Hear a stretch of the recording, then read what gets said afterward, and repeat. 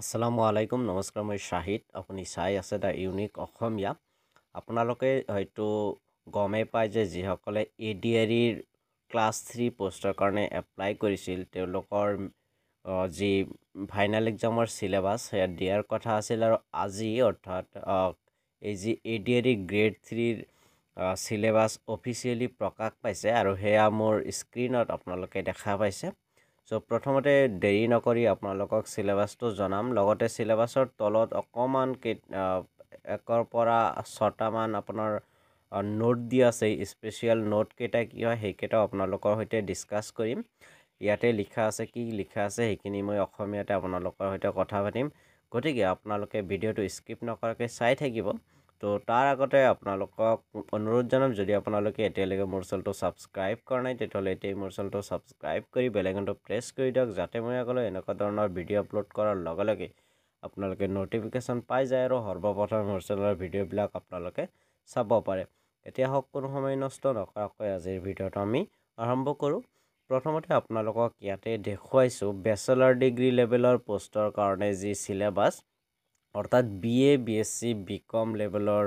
পোষ্টৰ কাৰণে যিসকলে এপ্লাই কৰিছিল তেওঁলোকৰ কাৰণে হ'ব এইটো সিলেবাস আৰু ইয়াতে কি আছে জানো হওক প্ৰথমত দিয়া আছে আপোনাৰ সোশিয়াল ষ্টাডিজৰ পৰা 30টা মান কোৱেশ্চন থাকিব 1 মাৰ্কৰ কোৱেশ্চন হ'ব জেনেৰেল নলেজৰ 35টা অৰ্থাৎ 35 কোৱেশ্চন থাকিব 1 মাৰ্কৰ তাৰ পিছত লজিক্যাল ৰিজনিং এণ্ড মেণ্টেল এবিলিটিৰ 20টা কোৱেশ্চন 1 মাৰ্কৰ হ'ব আৰু জেনেৰেল ম্যাথমেটিক্স 30টা কোৱেশ্চন 1 মাৰ্কৰ জেনেৰেল ইংলিছ 10টা কোৱেশ্চন 1 মাৰ্কৰ আৰু ৰিডিং কম্প্ৰিহেনশন এণ্ড ইংলিছ ল্যাঙ্গুৱেজ য'ত পেজেছ বিলাক থাকিব বা অন্যান্য কোৱেশ্চন বিলাক থাকে তাতে 25টা কোৱেশ্চন থাকিব 2 মাৰ্কছৰ অৰ্থাৎ 25টা কোৱেশ্চন 2 মাৰ্কছৰ হল 50 মাৰ্কৰ আপোনালোকৰ ৰিডিং কম্প্ৰিহেনশন এণ্ড ইংলিছ ল্যাঙ্গুৱেজৰ ওপৰত আহিব আৰু জেনেৰেল ইংলিছ 10 মাৰ্কৰ থাকিব তো টোটেল পৰীক্ষাৰ সময় থাকিব 3 ঘণ্টা টোটেল প্ৰশ্নৰ সংখ্যা থাকিব 150টা আৰু টোটেল মাৰ্কস হ'ব 175 অৰ্থাৎ 175 হ'ব মাৰ্কস তাৰ পিছত হায়াৰ সেকেন্ডাৰী লেভেলৰ গ্ৰেড 3 পোষ্টৰ যি সিলেবাস হে আপোনালোকে স্ক্ৰীনত দেখা পাইছে ইয়াতে সোশিয়াল ষ্টাডিজৰ 30টা কোৱেশ্চন থাকিব 1 মাৰ্কসৰ জেনেৰেল নলেজৰ 30টা কোৱেশ্চন 1 মাৰ্কৰ তাৰ পিছত লজিক্যাল ৰিজনিং এণ্ড মেণ্টেল এবিলিটিৰ 20টা কোৱেশ্চন 1 মাৰ্কৰ জেনেৰেল ইংলিছ 35টা কোৱেশ্চন 1 মাৰ্কৰ জেনেৰেল ম্যাথমেটিক্স 35টা কোৱেশ্চন 1 মাৰ্কৰ গতিকে ইয়াতেও টোটেল পৰীক্ষাৰ সময় থাকিব 3 ঘণ্টা টোটেল প্ৰশ্নৰ সংখ্যা থাকিব 150 আৰু টোটেল মাৰ্কস থাকিব 150 ইয়াৰ পিছত আহিছো মেট্ৰিক লেভেলৰ পোষ্ট য'ত ড্ৰাইভাৰৰ পোষ্ট আছিল এই ড্ৰাইভাৰৰ পোষ্টৰ যি সিলেবাস তাতে সোশিয়াল ষ্টাডিজৰ 20টা কোৱেশ্চন থাকিব 1 মাৰ্কৰ জেনেৰেল নলেজৰ 30টা কোৱেশ্চন থাকিব 1 মাৰ্কৰ লজিক্যাল ৰিজনিং এণ্ড মেণ্টেল এবিলিটিৰ 20টা কোৱেশ্চন 1 মাৰ্কৰ জেনেৰেল ইংলিছ 30টা কোৱেশ্চন 1 মাৰ্কৰ জেনেৰেল ম্যাথমেটিক্স 30টা কোৱেশ্চন 1 মাৰ্কৰ ৰোড ট্ৰান্সপৰ্টৰ ওপৰত কোৱেশ্চন থাকিব 20টা 1 মাৰ্কৰ অৰ্থাৎ এইকেইটা আপোনাৰ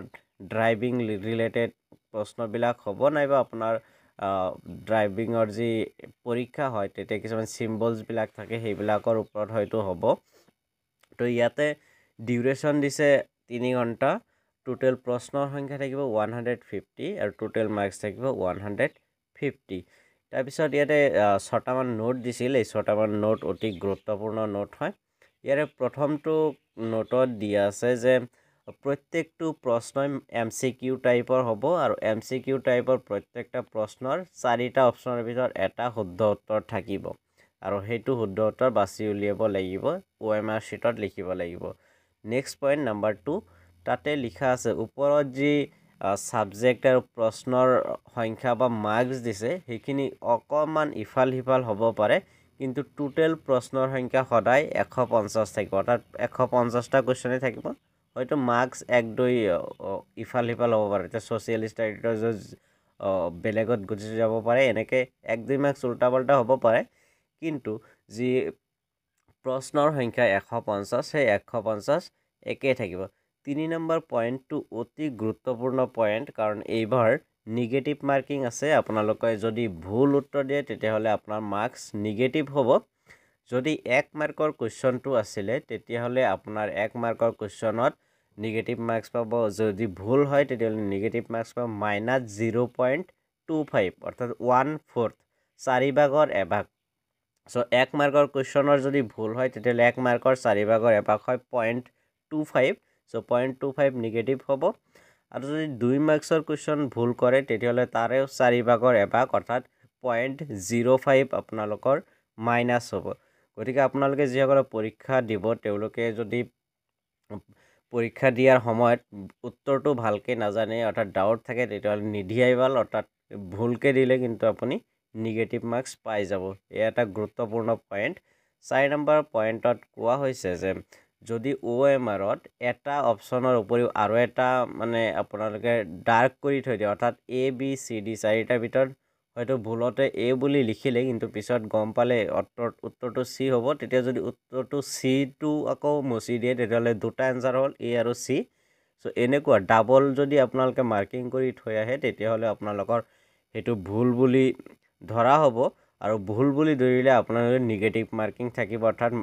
আপোনাৰ মাৰ্কছ মাইনাছ হ'ব আৰু 5 নম্বৰত কোৱা হৈছে যে যি ADR গ্ৰেড 3 ৰ পোষ্টবিলাক ইয়াতে 5টা ল্যাঙ্গুৱেজত হ'ব প্ৰথমটো ল্যাঙ্গুৱেজ হ'ল অসমীয়া বেংগলী ইংলিছ বড়ো আৰু হিন্দী এই 5টা ভাষাত আপুনি এক্সাম দিব পাৰিব তাৰপিছত কৈছে যে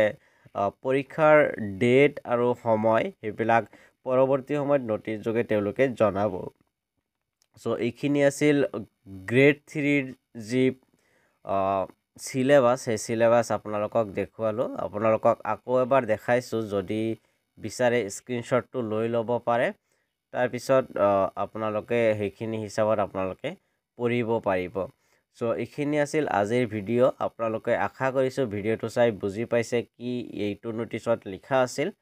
ভিডিওটো শেষলৈ চোৱাৰ বাবে আপোনালোকক বহুত বহুত ধন্যবাদ যদি আপোনাৰ কিবা জানিবলগীয়া নাইবা সুধিবলগীয়া থাকে তেতিয়াহ'লে আপোনালোকে ধুনীয়াকৈ কমেন্ট বক্সত লিখি দিয়ক মই আপোনালোকক ৰিপ্লাই দিবলৈ চেষ্টা কৰিম তদুপৰি